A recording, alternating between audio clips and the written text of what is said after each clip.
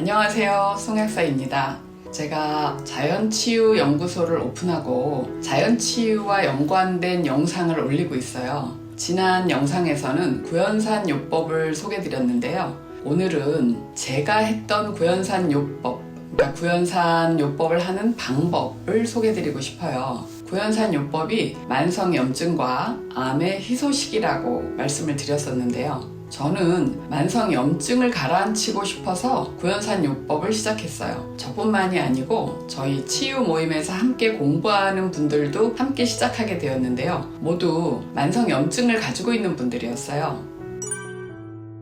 만성염증이란 인체 내에서 산소 부족으로 염증이 만성화되는 것을 말해요. 염증을 의미하는 인자들, 인터루킨6, TNF-알파, 사이토카인 등의 인자가 수치가 높아질 수도 있고 그렇지 않을 수도 있어요. 병원 검사에서 진단이 나오지 않았더라도 어느 장기의 부종이 지속되어서 기능이 저하되고 있다면 만성염증일 가능성이 높아요.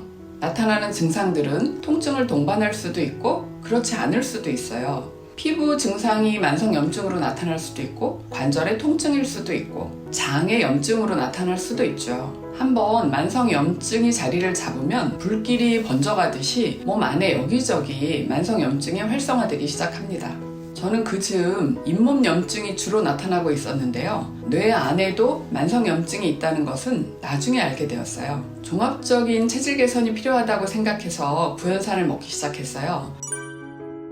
인터넷에서 식용 구연산을 검색해서 구입했고요. 제가 먹고 있던 액상차에 타서 먹는 방법으로 시작했어요. 여러분은 물에 타서 드셔도 될 것 같고요. 구연산은 반드시 물에 녹여서 액상으로 마실 것을 권유드려요. 처음에는 하루 용량 8g부터 시작했는데요. 좀 과량일 수도 있고 이 영상을 보시는 분들은 처음에 한 4g 정도부터 시작해도 괜찮을 것 같아요. 저는 하루 16g을 목표로 했었거든요.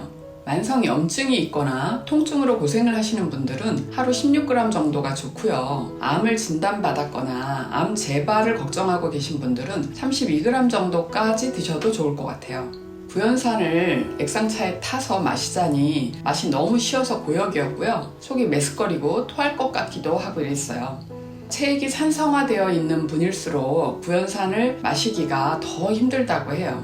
이런 증상으로 너무 힘들면 베이킹소다를 좀 타서 마시면 오심이나 구역감이 좀 가라앉는다고 하는데요. 효과는 좀 감소될 수 있어요. 저는 그대로 진행했고요. 한 달쯤 지나다 보니 마실만해지더라고요. 또 같이 시작했던 분들 중에 만성염증이 가라앉는 사인이 슬슬 나타나는 분들도 있었어요.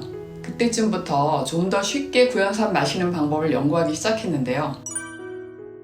저는 하루에 마실 야채와 과일을 믹서에 갈면서 거기에 구연산을 타기 시작했어요. 야채 과일을 2대1로 믹서에 넣고 거기에 제가 마시는 액상차도 넣고 구연산도 같이 넣는 거죠. 하루에 마실 야채 주스를 아침에 한꺼번에 갈아 넣었는데요. 거기에 갈아서 마실 수 있는 영양소들은 모두 같이 넣었어요. 저는 약사지만 화학 합성약은 싫어하고요. 인체가 필요로 하는 영양소는 열심히 챙겨 먹어요. 평생을 혈어자로 살다 보니 이제 나타나는 증상들이 많고요. 이제라도 보완을 하기 위해서 열심히 영양소를 챙겨 먹고 있거든요.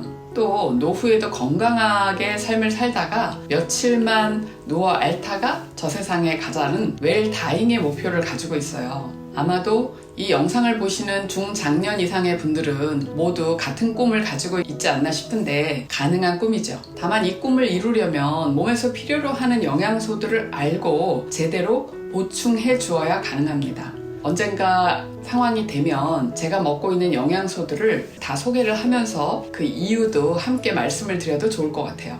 일단 야채 주스에 구연산과 함께 타는 분말 영양소들은 다음과 같은데요. 비타민C, 메가요법, 또 아미노산, 미네랄, MSM 이런 거를 타고 있고요. 그렇게 만들어진 야채 주스로 나머지 알약 영양소들을 챙겨 먹어요. 특히 뇌 영양소들을 중점적으로 챙겨 먹고 있는데요. 오메가3, 포스파티딜 콜린, 천비솔, 비타민 D, 요오드, 셀레늄, 녹혈 철분, 미네랄 많기도 하죠.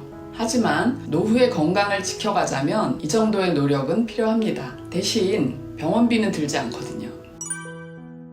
저는 구연산을 먹기 시작할 당시 잇몸 염증이 자꾸 재발하고 있었어요. 치과에 가서 진찰을 받고 항생제를 받아와서 며칠 먹으면 염증이 가라앉는데요. 약이 끊어지면 다시 올라오는 거예요. 치과 의사 선생님에게 문의를 하니 노화 증상이라고 하셨어요. 그리고 이러다가 잇몸이 녹아서 이가 빠지면 임플란트를 해야 한다는 거예요. 그 즈음에 잇몸 염증뿐만이 아니고 몸 여기저기에서 만성 염증과 통증이 함께 신호를 보내고 있었어요. 관절들이 삐걱거리고 발바닥이 아프고 또 잠이 줄어들고 마침 그때 제가 성인 ADHD 증상을 알아왔다는 것을 알게 되었어요. 이 부분은 나중에 따로 정리해서 소개를 해드려도 좋을 것 같은데 제가 생각하기에 뇌 안의 만성 염증과 영양소 부족 증상이라고 생각해요. 그때로부터 2달쯤 구연산 요법을 하고 나니까 신기하게도 매일 부어있던 잇몸 염증이 가라앉았어요. 아마도 저희 체액 중에서 넘쳐나던 젖산이 이제는 어느 정도 사라진 것 같았어요. 나머지 영양소들은 평소에도 먹고 있던 거여서 잇몸 염증을 가라앉힌 최고의 공신은 구연산이었던 거죠. 지금은 완전히 괜찮아졌고요. 그렇게 구연산을 먹는 사이에 호전 반응도 경험하고 넘어갔는데 이 부분은 다음 영상에서 소개를 드리려고 해요. 현대인들은 누구나 구연산 요법이 필요하다고 생각해요. 왜냐하면 과도한 육류와 삼백 음식, 즉 흰쌀밥, 밀가루, 설탕 등의 음식이 모두 산성화되어 있고요. 생활 속의 스트레스와 과로로 산소 요구량은 많아지는데 적절히 대응이 되지 못하니까 체액이 산성화되고 있는 거죠. 따라서 젖산 생성은 늘어가고 만성 염증이 진행됩니다. 이때 구연산을 마시게 되면 만성 염증이 가라앉는데요. 만성적인 통증이나 암 등의 증상에도 당연히 도움이 되고요. 또한 혈당과 당화 혈색소 수치도 빠르게 떨어지고요. 구연산이 들어가서 혈관 근육을 말랑말랑하게 만들어주기 때문에 혈압에도 도움이 돼요.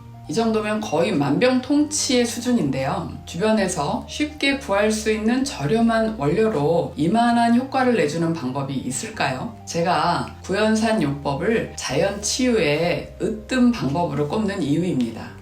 아무쪼록 많은 분들이 구연산 요법을 실천하셔서 스스로의 건강을 지켜갈 수 있으면 좋겠습니다. 다음 영상에서는 구연산 요법을 하다 보면 누구나 만날 수 있는 호전 반응에 대해서 소개를 드리려고 해요. 감사합니다.